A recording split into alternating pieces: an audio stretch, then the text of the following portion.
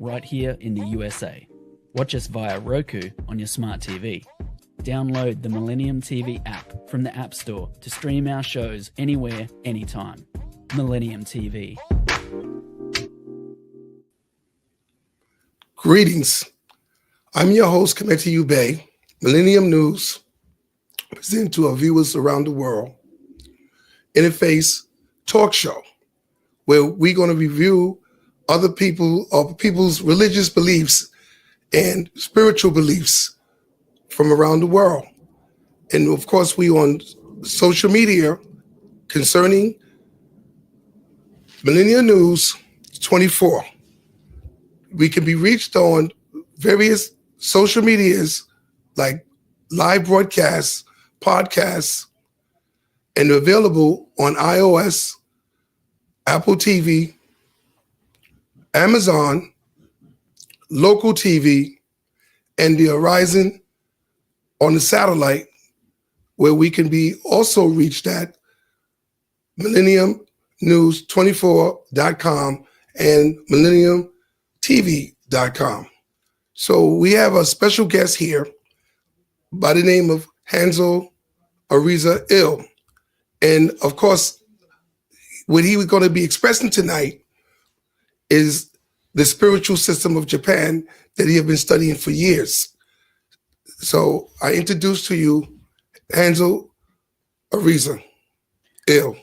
Well, greeting to all, and I'm very fortunate and I'm in great gratitude to be here, and I'm very honored to be part of this project, and I do hope that people understand that I claim not to be an expert at anything, but simply I have been exposed to information and practices which have allowed me to make certain decisions for my life, to choose a better life for myself and my family.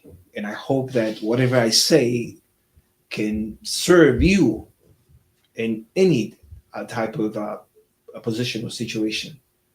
And I hope that improves your lives as well. So if I make any mistakes along the line, or I say something that may offend somebody, I apologize from the beginning. And thank you. You're very welcome, Hansel. I have a question for you. How long you been studying the spiritual system, and what's the name of the spiritual system, so everybody out there who are listening will know what the spiritual system is? Well, first, I've been studying the martial arts for over 51 years. Actually, I dedicatedly 24/7. Yes. This particular branch of spirituality, which includes the physical, the emotional, and the metaphysical part of it. It's actually it happens to be from Japan, and I was very fortunate to meet some of the greatest teachers. I have some of the greatest teachers as my guide, and I've been studying this for over 25 years, maybe 30. I'm sorry, around 30 probably. I don't keep tabs, but yes. Got you. Well, what is the name of the spiritual system that would be something that you can use as an offense and a defense in mental, physical, and spiritual life? What is the name of that system? Well, the name of this particular, which is, it would be a little bit more contradictory, a little more limiting to call it a system. This is why we refer to in Japan as what it calls yuha, or a school of thought. All right. So the school of thought is called Nimpo. It has particularly exclusive names, many names, of course. My particular expertise lies within what I call a Kokiryu Nimpo. What is the Nimpo concepts that you can run down so our viewers would know what it is? So that way, when you start using these Japanese terms, they would have an idea what you're referring to. Well, I will try to refer to use at least the least amount of Japanese as I can. Sometimes my thought betray me. It's very simple. What we have, I have actually in front of me is we call it Nimpo. But we have to understand one thing, and especially in America and a lot of the European countries, there's a great deal of misinformation and disconnect from the true source and the true thus the true understanding of what is it that we are trying to do or trying to study. Nimpo is basically a science, and that didn't really exist until the Edo period. If you want to go further than that, we had to consider first what we call Budo. I'm sure you heard of the Bushido Code. Yes. The code of the Bushido Code is the code of the warrior's way. Got you. Now, what is the time period? So when you said that it was prior to that, what would be the time periods, if you can recall that? We are talking. Is it BC? Yes, we're talking about maybe about 2,800 years ago. All right. 2,800 years ago we're talking about. And that's when you start to consider how or to notice the development of the arts. We call it martial arts nowadays, but there was no such thing. True. There were certain discipline that evolved from the way of the warrior, the way they fought, and some techniques were preserved and passed on, and of course it evolved. But then the Edo period is what changed everything. The samurai did not have was not the samurai that we know nowadays until the Edo period. So the Edo period is that's where the samurai found its birth, for example. So the samurai practiced what is called the code of Bushido, or the warrior's way. Now that was not constant, and that was more of the not so much religious, because that didn't quite exist until then. Mm-hmm. It was more spirituality.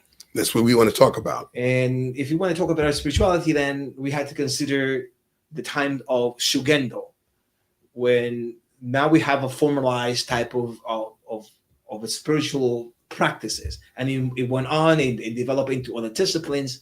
And by the Edo period, again, going back to it, is what really gave the touch into new school of thoughts and new ways of going about things. Bushido is such a thing.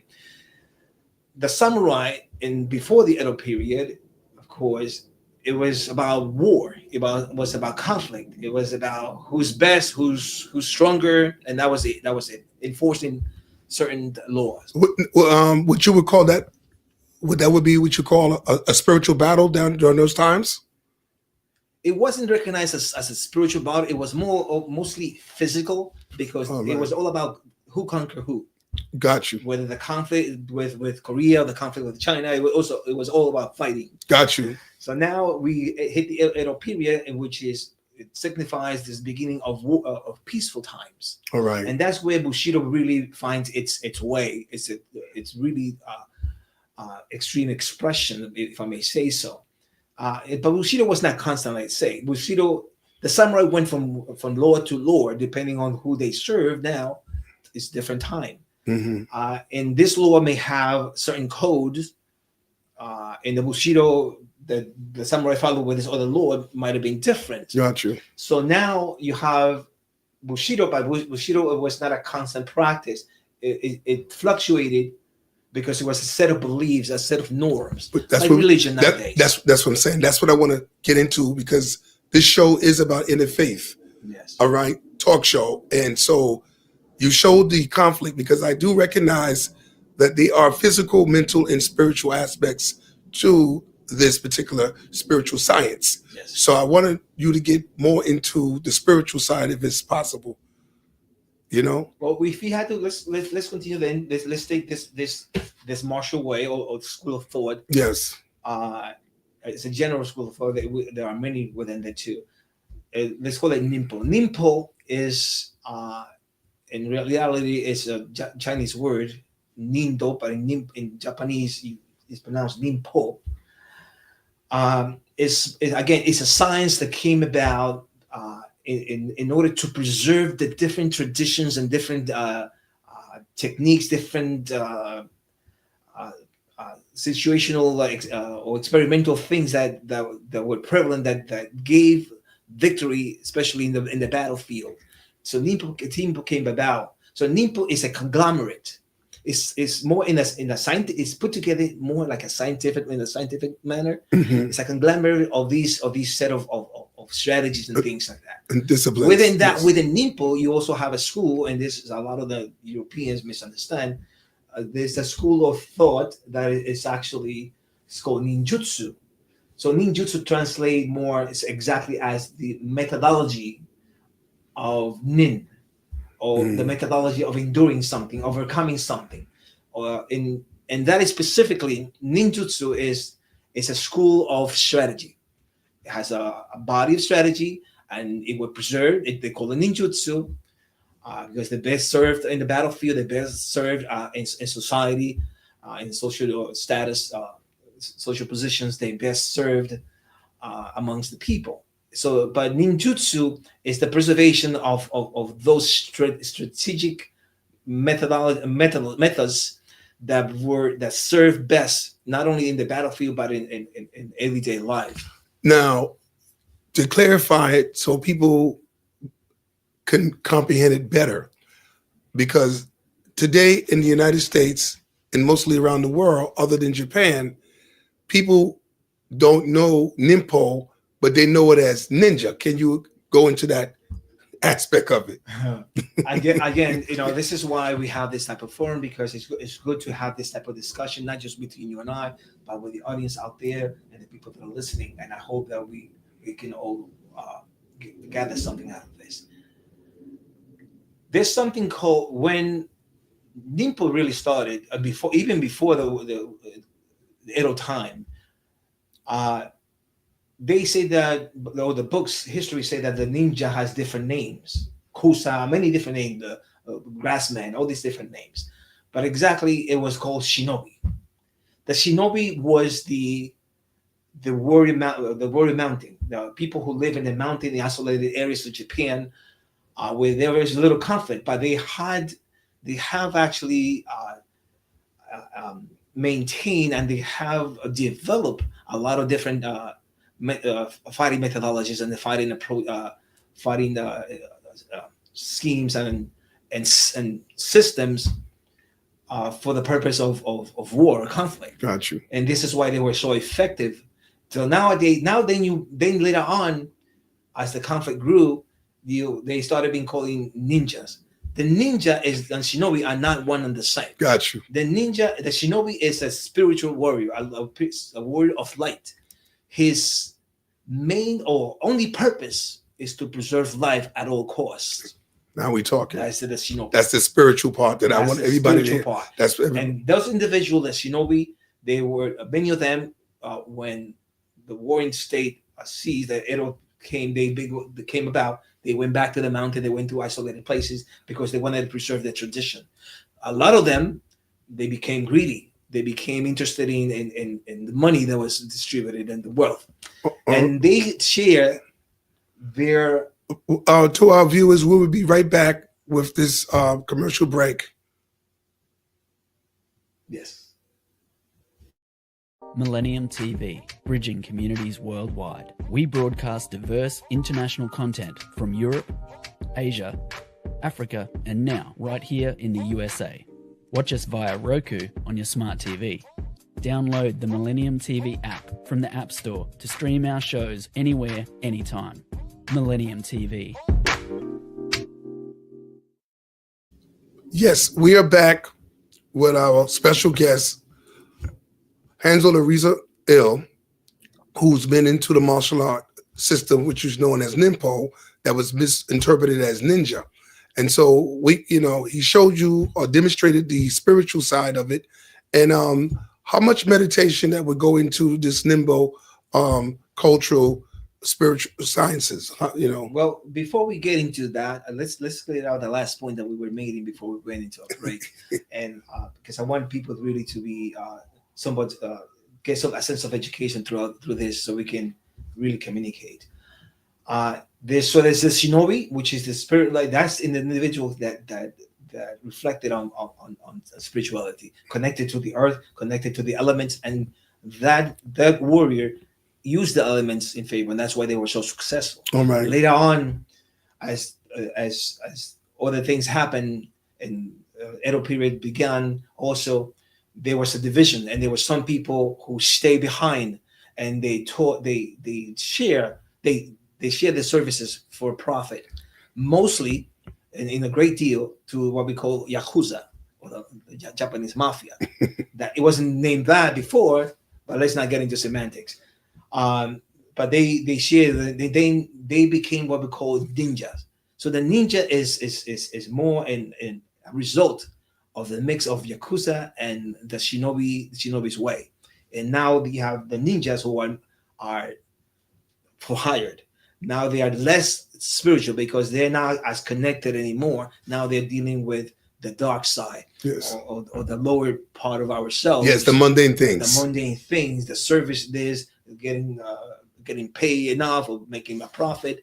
So they became disconnected from true source. And then you have the ninja. It was not a spiritual, even though nowadays they talk about the ninja being spiritual, all these different things.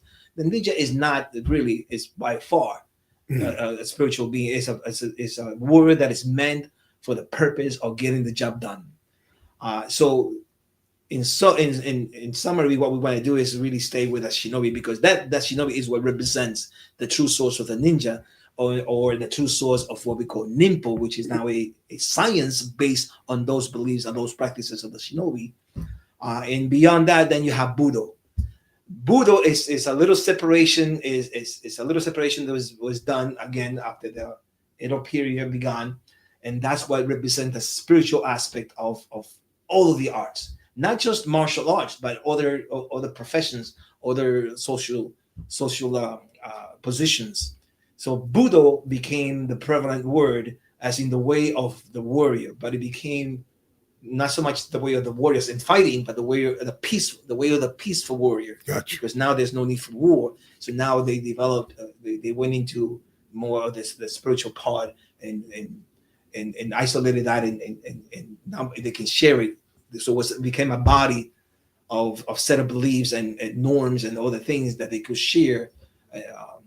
So it became more like a faith. But again, you have other religions that develop, of course. So in talking about this spirituality, in Japan, there are many religions. In fact, there are many versions of what we call Buddhism. I studied Nichiren Daishonin in Buddhism for 18 years. Mm. I lived in a temple in Japan. I was a servant. I did my chores. But we all have our journey. But there are many different sects and many expressions of Buddhism again, and the great thing is that they all go according to the teachings of the Buddha, and they go according to the teachings of spirituality, where they found the foundation through the shinobi, of course. Mm. I have a question for you, because what is being portrayed today as Japanese religion, as far as Buddha is concerned, they talk about Shinto. Well, Shinto came later on, and Shinto is one of those expressions. Got you. If you break down the language, you see, okay, but we're not going to get into that, because our connection is to demonstration is towards these not so much religion, but it's the spirituality part of it. See, here's the thing, and this is a personal opinion. Mm-hmm. There's a distinction, especially nowadays, now that they have all this information available, there's a distinction between religion and spirituality. True. You can lack religion, completely lack religion, but you can be a very spiritual individual. True. And vice versa, of course. And this is why we have some fanatics, some people, because again, they go by religion. True. And again, religion is what? The same thing as Bushido. It's a set of code, a set of rules that we need to follow in order to express our, let's say, faith. Got you. See? But the most important thing is that we need to look beyond. Okay, so you are a certain religion. That's okay. We need to learn how to respect that and accept our brothers and sisters. That is okay. We can be of different thoughts. That's okay.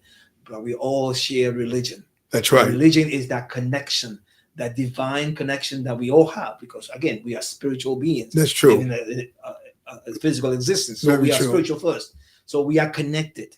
And how can we express our connection? How can we manifest our connection? Is through what we call spirit, or True. living a spiritual life. True. And I want people to understand and to remember that we are spiritual beings first.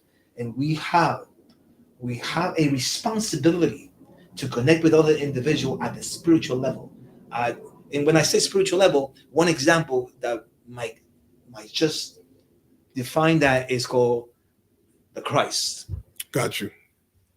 The Christ, some people think that the Christ was a person, but the Christ is a level of consciousness. Yes, that's what the prophet named Jesus, or named Emmanuel, or Yeshua, was trying to teach humanity, the Christ within. And that is the true sense of spirituality. True.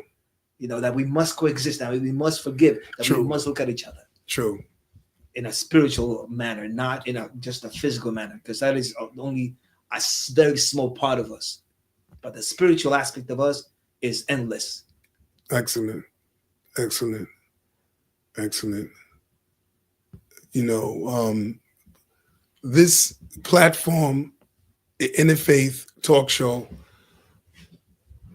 is a platform that would express exactly what you're stating concerning the fact that we come from different faiths, different spiritual beliefs, all right? Because some people would take it as religion, some people take it as spiritual beliefs, and they would, of course, articulate the difference between the two, but still they are definitely honorable disciplines in humanity. So I think it's very important that we would express that to our viewers who are listening to us. But in the meantime, what we're going to do, we're going to be right back. We're going to take a break from, in reference to our viewers.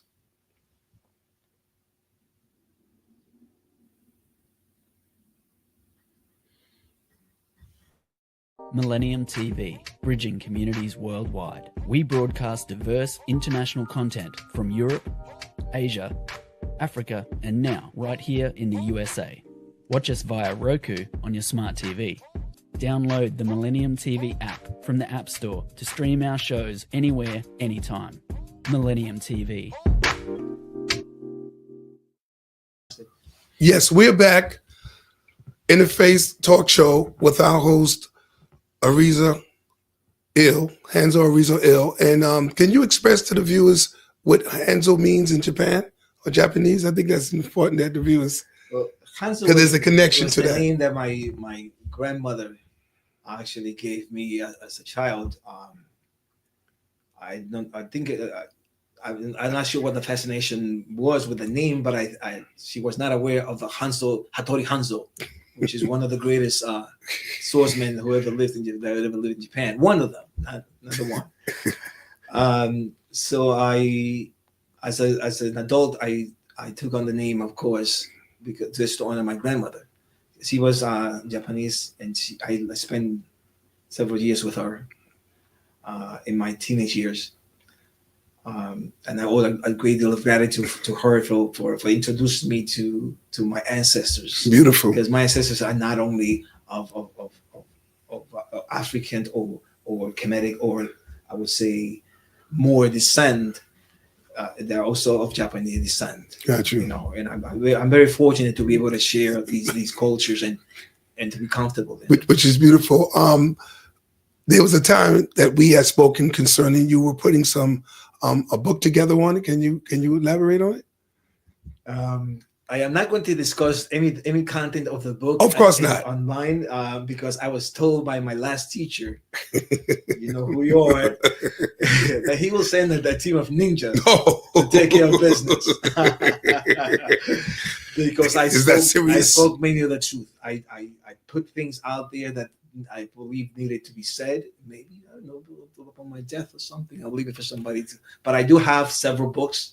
I believe there are 13 books altogether, and I have one that discussed the history in detail, and not only the history, but also going to the purpose of martial arts. And that's one of the things that is not discussed. And this is why a lot of the Europeans nations not so much fail, but they fall short in truly teaching the essence of the martial arts, because again they lack the content. If they lack the information, of course they lack content, and especially the connectedness between the martial arts and Buddha, or what we call the spiritual or the spirit. But I must say that I want to cut it short and say this, because I did mention martial art. The one purpose for martial arts is only one, and that is to become fearless. That is it. Any school of thought in the old days had this in mind, and they promoted this and they practiced. Nowadays is for show, is what you see, is the extravaganza, the commercialized, which it all hinders the true purpose of the art and do not allow people to have a meaningful experience in the martial arts. I find myself being one of those people because I did practice karate at one point for many years, and I had to go back to the source of the shinobi. But it's very important to understand when they talk to you in commercial that martial arts will teach you respect, discipline, this and this. Martial arts does not teach you discipline, does not teach you how to focus, does not teach you how to respect. None of those things. Those are things that come about automatically. You don't have to even think about it. They will come about because of what you are training in, especially when the arts is based on your own experience on spirit. True. And a lot of people do not make that connection. You cannot take them apart. If you take them apart, then you have a technique. A technique sometimes doesn't even make sense, or it's not always. And that's why you see the limitation nowadays. People practice so many different martial arts, and the more I practice, the better. No, it's not. You have to focus. So now what happens is they lack all of that. With that, they lack the connectedness because they're teaching only the technique, but not the way of the technique. The question is, would you consider mixed martial arts as a technique? Mixed martial arts is a technique. Of course, it's various techniques, but it is a technique. All right. Because again, it lacks the spiritual content of it. That's my point. So it becomes just that. So it's no longer a school of thought. Because we remember that a school of thought, it is there for you to inspire you to drive you into spiritual development. There you go. We are spiritual beings first. Whatever happens, we think we're learning a technique here and there. We already know those things. True. We're just remembering or being reminded of it. But we already know. It's innate. That's what they call that. It's innate. Exactly. And you have to develop that spirituality part of you. Now, in Japan, many of the schools have gotten caught up with the religious elements. They have a lot of schools, they use Shintoism, some of them Buddhism, with many approaches. So they have gotten caught up with that. Of course, different generation. But again, there's a need. There's a lot of people who study in Japan the old school of thoughts, and they prescribe Buddha. They prescribe developing this as opposed to using force. Is using reasoning, feelings, connectedness. It is very difficult to know your opponent if you're thinking at a physical level, at a low level. You know what you remind me of, and as a child, and you probably remember this. We grew up being inspired by an ancestor right now called Bruce Lee. Yes. And he spoke on those lines about being fluid like water, all right, to be able to absorb your opponents, all right, to be able to get the advantage over your opponent. Yes. Because the opponent is being very rigid. And if you are very flexible and palatable, you can be able to defeat your opponent's rigidness. So you kind of brought that back to my attention, Well, I feel honored, and I'm familiar with the history because I did meet Bruce Lee when I was a child, a young man, almost a child. 1970, was it 72? Yeah. He went to the island of Santo Domingo with June Reed, and that was one of my first introduction. But Bruce Lee hit through his trials. He hit the point, hit the nail on the head. Yes. He realized the essential of the art, and without that, everything else is a technique. And he said it: a punch is a punch. Yes. A kick is a kick. But a lot of people misunderstood this, and now they're teaching Bruce Lee's methodology of the Tao or Jeet Kune Do as a practice instead of a way. Got you. See, a way is open, is infinite possibility. Yes. But a practice of the system is limited. It's somebody's perception of something. True. So that's why I like to stay away from the word system. Got you. Because again, reiterate, a system is somebody's perception being passed on to you. And that is sometimes dangerous. And we're going to stop right there. We're going to take a break for our viewers, and we'll be right back. Thank you. This is Millennium News 24. Millennium TV, bridging communities worldwide. We broadcast diverse international content from Europe, Asia, Africa, and now right here in the USA. Watch us via Roku on your smart TV. Download the Millennium TV app from the App Store to stream our shows anywhere, anytime. Millennium TV.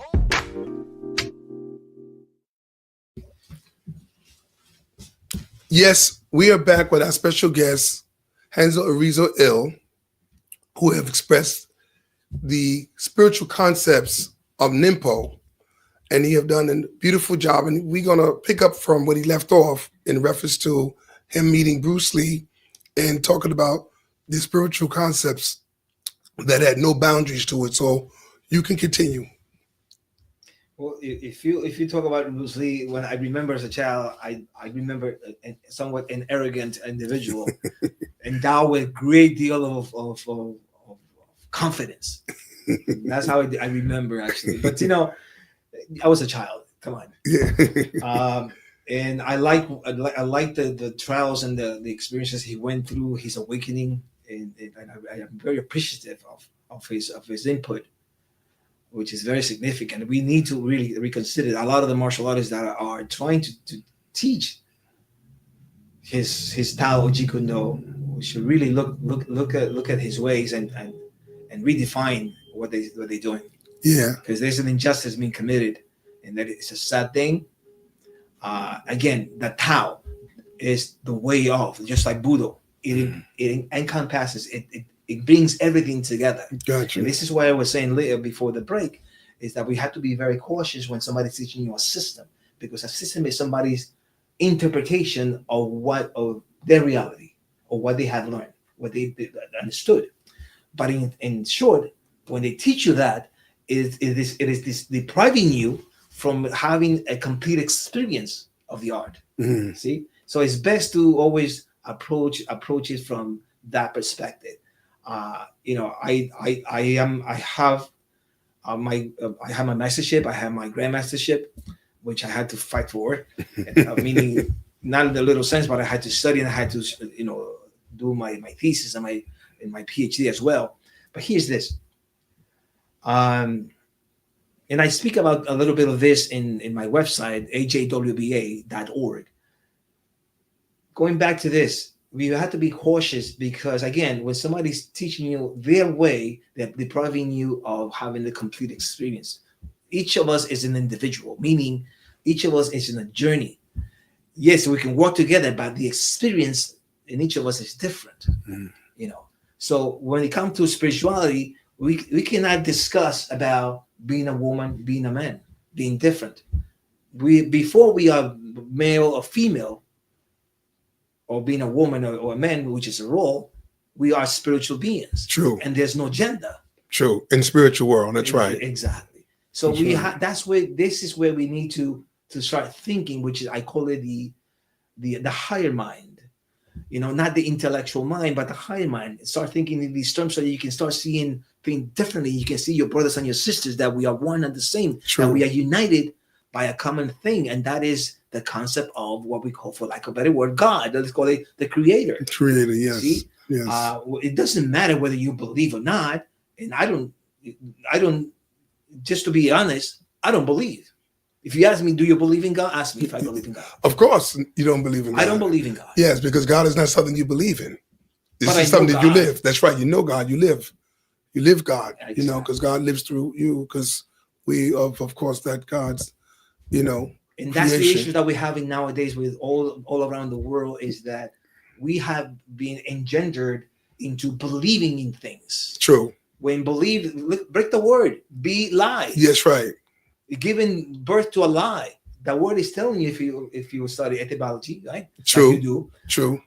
But we need to know. True. When you know, then the mind starts creating a different type of reality. That's right. Because it's based now on something that is unlimited. True. Not unlimited, not a belief. That's or right. a set of things. That's right. But now it has a much profound experience. Yes. Yes, it does. Yes, it does. It's been a lot said. I don't know how much more can you express the spiritual concepts of Nimpo. I don't know if there's any other examples that you can demonstrate to the viewers concerning the spiritual concepts or thought of Nimpo. You know, because I know you've been in it for so many years. Yes. So, you know, I'm not trying to have you to spill all the beans, but put enough more for the last, 20 minutes or so that we have before we close out. So that way people can get even more a better idea. Because, sometimes when people hear things for the first time, it doesn't really register. You know what I'm saying? So there's different ways you can express the spiritual concepts through Nimpo. So well, I can tell you this: that before the word karate came about, there were different demonstrations. There were different set of techniques that were preserved. In fact, the word there was an evolution of words being used, attributes. In Nimpo, we don't learn karate. If any school, the professors or ninja or shinobi school that teach it, that says I teach karate, impossible. First of all, because karate goes against all the principles of Nimpo. Got you. That's a different animal. A different set of let's call it a different set of strategy. And it's interesting you saying that because the media shows Jet Li and this karate master where they were fighting. And it's interesting that you brought that up because that's what they would show. But if the viewers see that type of media with Jet Li and this particular martial artist, right? I can't recall the name of the movie, but the point is, what I love about what you're expressing that the viewers may not be aware of, that karate is not a part of the Nimpo system. No, not at all. You see what I'm saying? So how did that came about? That came out later on. Before that, we had taijutsu, just simply taijutsu. Then we have, koshijutsu. We had different methodologies that deal with specifically with nerve points, with bone breaking, with newaza, which is ground techniques. And then of course the body of the implementation of these things. There's the body of strategy, how to implement these things. Ninjutsu, of course, was giving birth. But here's this. Nimpo is more as a science. Again, it uses the natural flow of the body. It uses the body's dynamic to its fullest. In martial arts, we have animal imitating martial arts. They're great. They're great martial artists. And of course, some people can identify with it and they feel great doing those things. That's awesome. Mm-hmm. There are other school of thought like karate also came later on. That is very rigid, just like Taekwondo, it's rigid martial arts and things like that. They're great martial arts, awesome martial arts, very effective because I trained them in multiple disciplines myself. Now, in my later years, and I've been teaching for 45 years at least. I concluded not to teach karate or taekwondo or anything resembling that type of thing to young people before the age of 9, mm-hmm. because again, it's a very linear. There's a lot of linear movement. If there's a lot of linear movement, there's a great deal of linear thought. Gotcha. If there's a great deal of linear thought, then there's a great deal of linear or restricted reality. Got you. NIMPO allows you to adapt to any type of situation. Yes, that sounds like you can do. It sounds. That was the philosophy behind. The main philosophy behind Jean Kudu, that this is for everything. Yes. And we have to find a way to adapt these things into our experience. That's serious. So NIMPO has that, and this is why NIMPO is so powerful and is so efficient in many ways, because there's many aspects of it, and there are many schools within the school of thought of NIMPO, and it considered all of the body, not just part of it, but all of the body, inside and outside, and our connection as well, which is the spiritual aspect. Yes. Well, we're going to take a break at this moment for our viewers. We'll be right back with Millennium News, Interfaith Talk Show.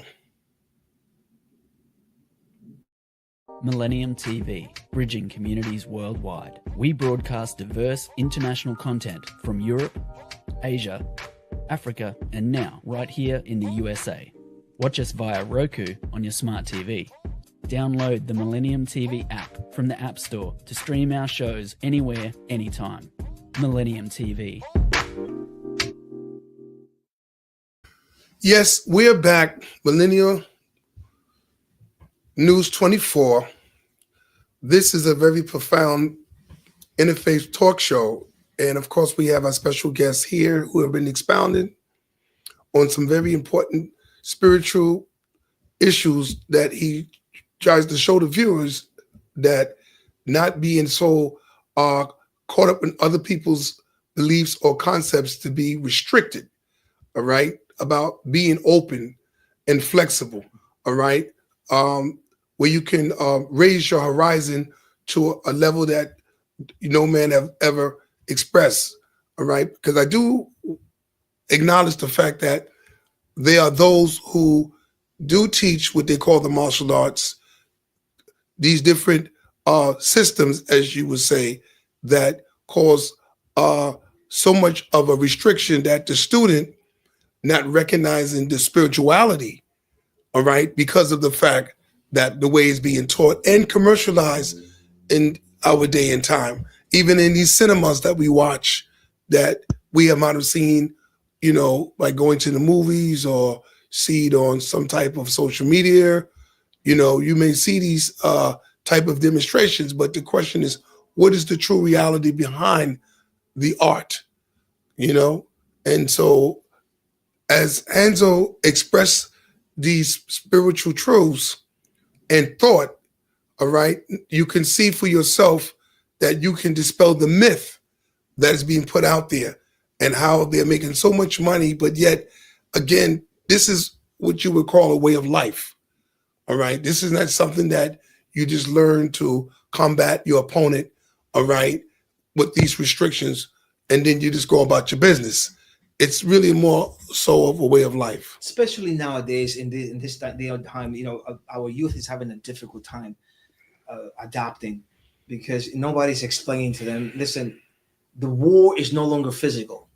It's not the samurai going out there and killing people. It's not the ninja going out there and killing people. That's what we're talking. It's spiritual. There you go. And every facet, every part of society that you go to, whether it's a justice system, the public social system, doesn't really matter.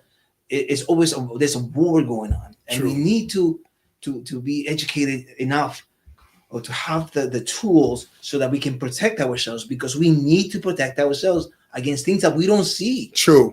And that's the spiritual war that is going on right now. True. A great deal of young people are having a difficult time getting involved, and it's because, again, what they know that there's this missing connection, but nobody's offering it. True. So they need that. We need to bring them together and have this type of connection.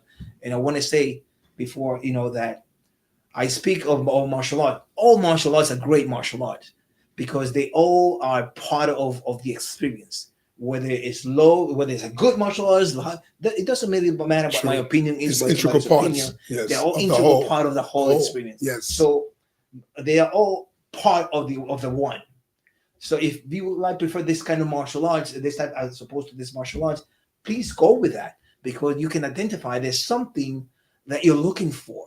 And again, it could it might very well it could be again that the experience of becoming fearless, not having the absence of fear, because you will always have that with you. True. But becoming fearless, so that you're not restricted, so you're not bounded, and you have the freedom to truly experience the things that you need to experience and develop as you go. But all martial arts are very, very, very good, very important. So I'm not taking away from any martial art. I'm just saying this for sure.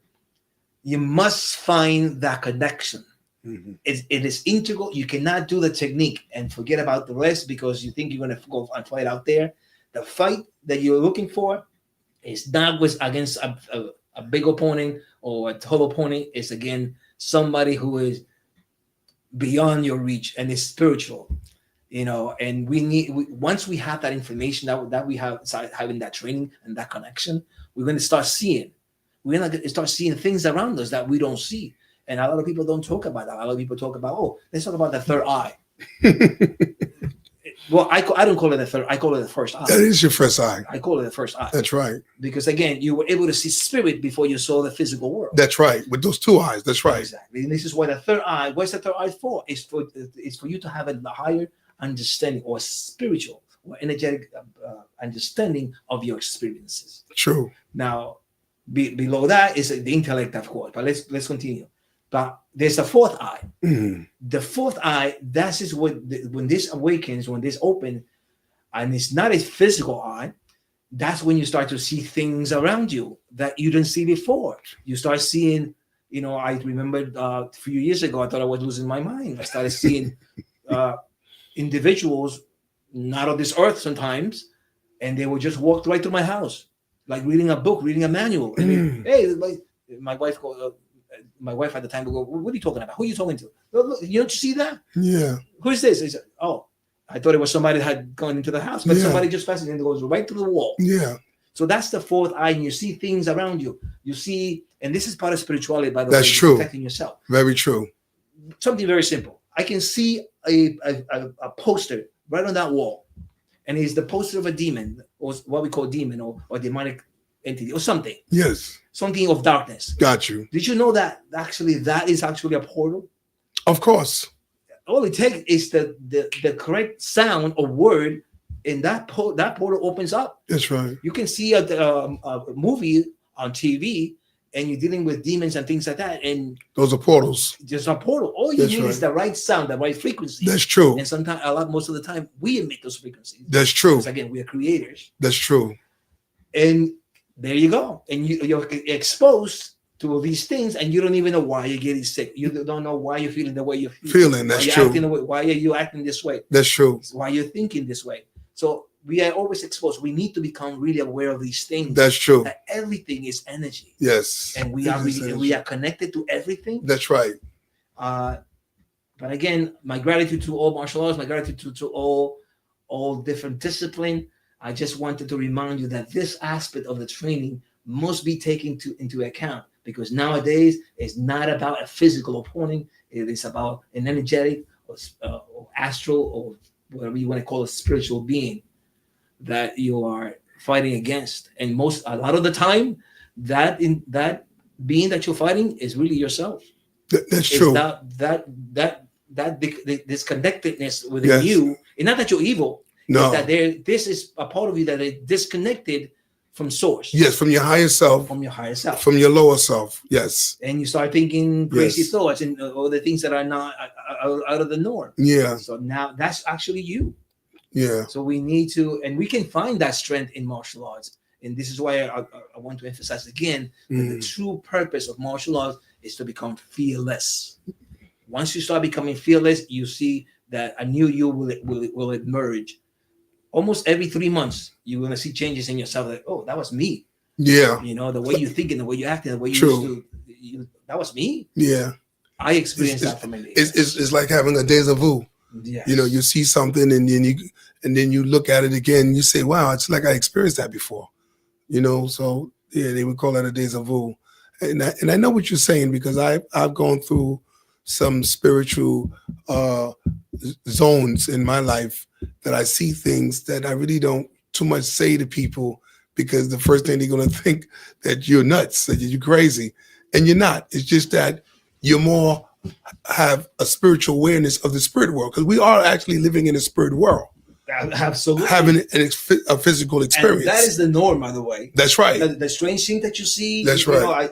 During, for example, I can be walking in the street on I don't know. I like to go out on Halloween. Yes, me too. I've seen so many with the horns and the yes, the cow field. Those are portals. Yeah, they're invoking. Yes, they pass right through, and I recognize. I said, I know who you are, and they just go away. Wow. They just continue walking. Wow. So all these things are there. You cannot deny them. They exist, and because they exist, there will not be a point where they don't exist. Mm-hmm. You see? Yeah. You can something that exists cannot not exist. Yeah. So it will always exist. True. You know, True. The Roman Catholic Church is very, very actually aware of these things. Yes. In the Vatican, you can go study. Yeah. You can see things, and you can see practices that the public doesn't get to see. No, they don't get to see that. What I want to ask you, in the Nimpo spiritual thought and concept, is there prayers to be invoked? There are chants. Mm-hmm. There are chants, and there are also mantras. Let's call it mantras. Mm-hmm. Especially in Nimpo, there. Again, it doesn't really matter what you say. What matters is the intention behind the sound. Gotcha. When I say sound, I mean voice. Yes. You know, even in the Bible, you know, it says, and God said, "Let there be light." Got you. It doesn't say God made light to be. He said. Yes. He said. That means there was a sound. So sound is the source of creation. So there it is. So now it teaches you that, but we need to put that into our lives. Got you. Be careful. We have to be very conscious of what we say. True. How we say things, because again, we are creating different realities. So we have to be very cautious about these things. I wish we had the time to really go into in depth. I'm jumping from little to little, and sometimes I feel like, oh my gosh, I'm a little. Well, we got a little time, you know, because the show is almost over, so you can express that before the show ends.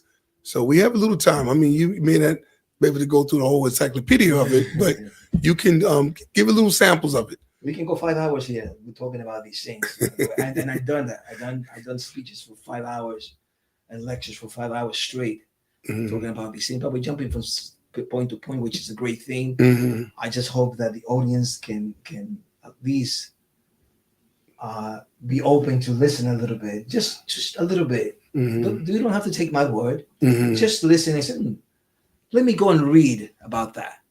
Let me go and find out a little bit more, because we need to do that. We have a responsibility to continue learning and asking questions. And again, this how we become aware of all these things. We become aware of our voice and the sounds that we make, you know, and the things that we're creating. That's very, very important. Even in the martial arts, you have certain sound, and you have that the mantras and the prayers. Again, those are all great, but again, what defines is your intention behind it.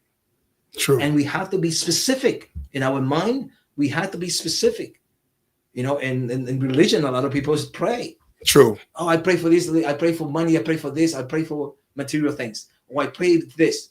But what they're doing, they're connecting with their inner self. True. With the higher self, which is God. Yeah. So now they're connecting, and they are creating through voice and sound. True. Sound. They're creating their own reality. Yes. It's just a matter of how they manifest it. See, so we have to be cautious of the things that we say, because we can be in church praying for the same God, towards the same God, but your results will be different than mine. True. In fact, you may be channeling or connecting with a different energy than I am. True. And he's seeing God, but it's not God. So you have to be in church. You got to be careful. Very cautious. Yeah. You know, and we have to be. This is what I'm trying to get at. Yes. We have to be more specific in our prayer. We have to be as specific as possible. True. When you have a wish, it's the same thing as a prayer. be specific, colors, scent, odor, shape. Define it specifically, because once you tap into that energy, there's a lot of possibilities, and what you get, you may not like. Well, I was about to state or put out a question to you about the dark side concerning Ninpo, being that it could be ninja, because you did mention earlier about concerning it operates sort of like a mafia, all right, against the people. So that would be what you would say the dark side. Well, you see, in a sense, light side or lower side, yeah, yes. That would be good. A good analogy. The ninja doesn't have a broader or a bigger definition of what it is, which is the shinobi, the warrior of light. Got you. A spirit warrior, I call it. Got you. This is a warrior that understand this connection that we're talking about. All that right. is always fighting, and even when he's involved in a physical fight, the shinobi is aware of the spirit fighting that is happening. Got you. And he's able to tap into information that other people may not. And that defines the outcome of the fight. Yes. See, but the ninja does something similar, try to manipulate energy and things like that. Exactly. That is very useful. It is very applicable, but it's not enough, because again, the ninja it came up because of its origin. You know, its source is not as spiritually connected as the shinobi. That's my point, because that's what I mean by the dark side, because it's a disconnect from the shinobi. Because if the shinobi deals with the light, all right, and the ninja is not dealing with the light, but they're manipulating. Well, it's not only manipulating the light, but also manipulating darkness. That's my point. You know, in fact, I wrote a short in my website, something concerning the ninja, actually, that talks about that, manipulating these things. And if you consider that, listen to this here. Mm-hmm. The shinobi, or in female kunoichi, mm-hmm. carries the truth in his or her heart. Though he or she may appear unconventionally different or in many psychological guises to others, his or her intentions remain resolute in his heart or her heart. Though it may appear otherwise, to some, yet others may have no idea what those commitments entail, because he is totally honest with himself at all levels of introspection. He can venture into the realm of falsehood and untruth without defining himself or his spirit. He can willingly plunge into the cold darkness, knowing full well that he has the power to create his own light from the brightness he carries in his heart. Mm. That brightness of his heart, that's the shinobi that still exists within the ninja. In system. Yes, I mean concepts. Exactly. That's right. Pardon me for systems. Yes. So the ninja dwells into this thing. The shinobi only if he has to. Got you. The shinobi will never take a life.